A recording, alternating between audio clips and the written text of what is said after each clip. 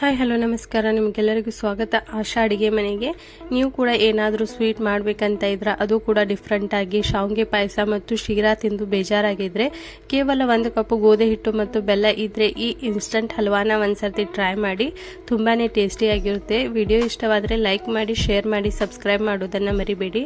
ಹಾಗಾದರೆ ಇದನ್ನು ಯಾವ ರೀತಿ ಮಾಡಬೇಕನ್ನೋದನ್ನು ನೋಡೋಣ ಬನ್ನಿ. ಇದನ್ನು ಮಾಡಲಿಕ್ಕೆ ನಾನು 1 ಕಪ್ಗೆ ಸ್ವಲ್ಪನೇ ಕಡಿಮೆ ಆಗುವಷ್ಟು ಇಲ್ಲಿ ತುಪ್ಪನ ತೆಗೆದುಕೊಳ್ತಾ ಇದ್ದೇನೆ.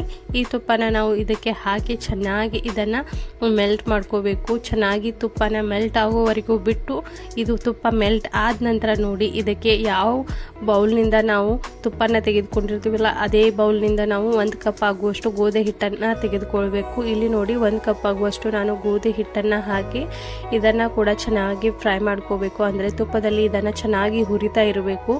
ಇದನ್ನು ಗ್ಯಾಸ್ನ ಲೋ ಫ್ಲೇಮಲ್ಲಿ ಇಟ್ಟು ಚೆನ್ನಾಗಿ ಹುರಿಬೇಕಾಗುತ್ತೆ. ಇದನ್ನು ಸ್ವಲ್ಪ ಕಲರ್ ಚೇಂಜ್ ಆಗುವವರೆಗೂ ಹುರಿಬೇಕು. ಇದನ್ನು ನೋಡಿ, ಇದನ್ನು ಕಂಪ್ಲೀಟ್ ಆಗಿ ನಾನು ತುಪ್ಪದಲ್ಲಿ ಹುರಿತಾ ಇದ್ದೇನೆ. ಇದಕ್ಕೆ ಬೇರೆ ಏನು ಹಾಕುವ ಅವಶ್ಯಕತೆ ಇಲ್ಲ. ಇವಾಗ ಇದನ್ನು ಇದೇ ರೀತಿಯಾಗಿ ನಾವು ಕಲರ್ ಚೇಂಜ್ ಆಗುವವರೆಗೂ ಇದನ್ನು ಗ್ಯಾಸ್ನ ಲೋ ಫ್ಲೇಮಲ್ಲಿಟ್ಟು ಹುರಿಬೇಕಾಗುತ್ತೆ. ಈ ರೀತಿಯಾಗಿ ಚೆನ್ನಾಗಿ ಗೋಧಿ ಹಿಟ್ಟನ್ನು ಹುರಿದ ನಂತರ ಇದು ಸ್ವಲ್ಪ ಚೆನ್ನಾಗಿ ಸ್ಮೆಲ್ ಬರಲಿಕ್ಕೆ ಸ್ಟಾರ್ಟ್ ಆಗುತ್ತೆ. ಆವಾಗ ನೋಡಿ ಇದಕ್ಕೆ ನಾವು ಈ ರೀತಿಯಾಗಿ ಇದನ್ನು ಹುರಿದ ನಂತರ ಈ ರೀತಿಯಾಗಿ ಚೆನ್ನಾಗಿ ಬ್ಯಾಟರ್ ಕೂಡ ರೆಡಿ ಆಗುತ್ತೆ. ಇದನ್ನು ಈ ರೀತಿಯಾಗಿ ರೆಡಿ ಆದ ನಂತರ ನೋಡಿ, ನಾನು 2 ಏಲಕ್ಕಿನ ಇಲ್ಲಿ ಕುಟ್ಟಿ ಅದರ ಪೌಡರ್ ಕೂಡ ಹಾಕಬೇಕು. ಅಂದರೆ ನಾನು 2 ಏಲಕ್ಕಿನ ಇಲ್ಲಿ ಹಾಕ್ತಾ ಇದ್ದೇನೆ. ಅದಕ್ಕೆ ನೋಡಿ, ಅದರ ನಂತರ ನೋಡಿ 1 ಕಪ್ಗೆ ಸ್ವಲ್ಪನೇ ಕಡಿಮೆ ಇಲ್ಲಿ ನಾವು ಬೆಲ್ಲನ ಹಾಕಬೇಕಾಗುತ್ತೆ. ಯಾವ ಕಪ್ನಿಂದ ನಾವು ಮೆಜರ್ಮೆಂಟ್ ತಗೋತಾ ಇದ್ದೇವಲ್ವ ಅದೇ ಕಪ್ನಿಂದ ನಾವು 1 ಕಪ್ಗೆ ಸ್ವಲ್ಪನೇ ಕಡಿಮೆ ಪ್ರಮಾಣದಲ್ಲಿ ನಾವು ಇಲ್ಲಿ ಬೆಲ್ಲನ ಹಾಕಬೇಕು. ನಿಮಗೆ ಸ್ವೀಟ್ ಹೆಚ್ಚು ಇಷ್ಟ ಇಲ್ಲ ಅಂದರೆ ಇಲ್ಲಿ ನೀವು 1/2 ಕಪ್ ಅಥವಾ 1/2 ಕಪ್ಗಿಂತ ಸ್ವಲ್ಪ ಹೆಚ್ಚಿಗೆ ಕೂಡ ತೆಗೆದುಕೊಳ್ಬಹುದು. ಬೆಲ್ಲನ ಹಾಕಿ ಚೆನ್ನಾಗಿ ಒಂದ್ಸರ್ತಿ ಮಿಕ್ಸ್ ಮಾಡ್ಕೋಬೇಕು. ಈ ಚೆನ್ನಾಗಿ ಮಿಕ್ಸ್ ಮಾಡಿದ ನಂತರ ನೋಡಿ, ಇದಕ್ಕೆ ನಾನು ಅದೇ ಕಪ್ನಿಂದ 1 ಕಪ್ ಆಗುವಷ್ಟು ಇದಕ್ಕೆ ಹಾಲನ್ನು ಹಾಕ್ತಾ ಇದ್ದೇನೆ. ಹಾಲನ್ನು ಹಾಕಿದ ನಂತರ ನೋಡಿ, ಇದನ್ನು ಚೆನ್ನಾಗಿ ಮಿಕ್ಸ್ ಮಾಡ್ತಾ ಹೋಗಬೇಕು. ಇದರಲ್ಲಿರುವಂಥ ಎಲ್ಲ ಗಂಟುಗಳು ಚೆನ್ನಾಗಿ ಮೆಲ್ಟ್ ಆಗಬೇಕು.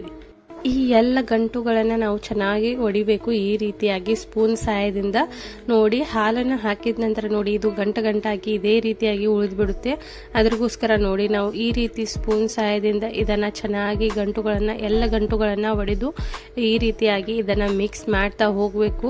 ಈ ರೀತಿಯಾಗಿ ಮಿಕ್ಸ್ ಮಾಡ್ತಾ ಹೋದ ಹಾಗೆ ಇದು ಹಲ್ವಾ ಕೂಡ ಗಟ್ಟಿ ಆಗಲಿಕ್ಕೆ ಸ್ಟಾರ್ಟ್ ಆಗುತ್ತೆ.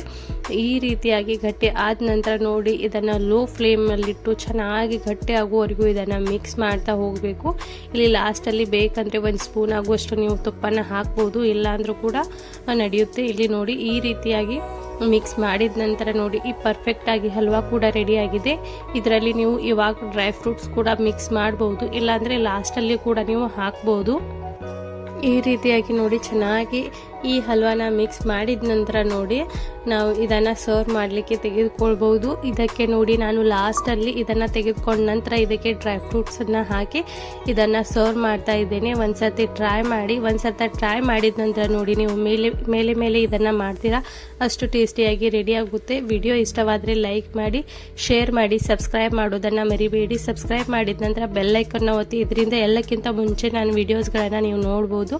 ಹಾಗಾದರೆ ಇದನ್ನು ಡೀಟೇಲ್ ಆಗಿ ನೋಡಿದರೆ ಇದನ್ನು ಒಂದ್ಸರ್ತಿ ಟ್ರೈ ಮಾಡಿ ಹೇಗಾಗಿದೆ ಅಂತ ಕಮೆಂಟ್ ಕೂಡ ಮಾಡಿ ಹೇಳಿ. Thanks for watching this video. Thank you so much.